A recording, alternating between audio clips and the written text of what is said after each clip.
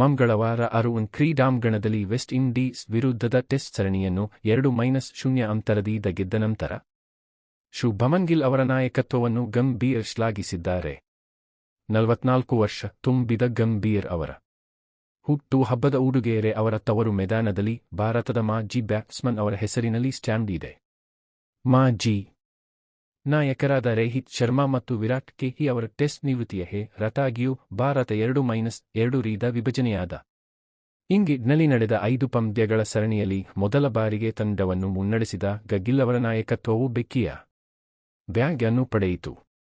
ಅವರು ಈಗಾಗ 6 ಟೆಸ್ಟ್ ನಾಯಕನಾಗಿ ತಮ್ಮ ಕಠಿಣ ಪರೀಕ್ಷೆಯಲ್ಲಿ ಉತ್ತೀರ್ಣರಾಗಿದ್ದಾರೆ ಮತ್ತು ಅದು ಇಂಗ್ಲೆಂಡ್ನಲ್ಲಿತ್ತು ಎಂದು ಗಂಭೀರ್ ಹೇಳಿದರು. ಅಂದಿನಿಂದ ಏಕದಿನ ತಂಡದ ನಾಯಕತ್ವವನ್ನು ವಹಿಸಿಕೊಂಡಿರುವ ಗಿಲ್ ಬಗ್ಗೆ ಹೇಳಿದರು. 2.5 ತಿಂಗಳ ಅವಧಿಯಲ್ಲಿ 5 ಟೆಸ್ಟ್ ಪಂದ್ಯಗಳು, ಉತ್ತಮ ಗುಣಮಟ್ಟದ ಇಂಗ್ಲೆಂಡ್ ತಂಡದ ವಿರುದ್ಧ ಬೆದರಿಸುವ ಬ್ಯಾಗ್ ತಂಡ ಮತ್ತು ಅನನುಭವಿ ಭಾರತೀಯ ತಂಡವನ್ನು ಮುನ್ನಡೆಸಿದೆ. ಅವರು ಇನ್ನೇನು ಎದುರಿಸಬಹುದಿತ್ತು.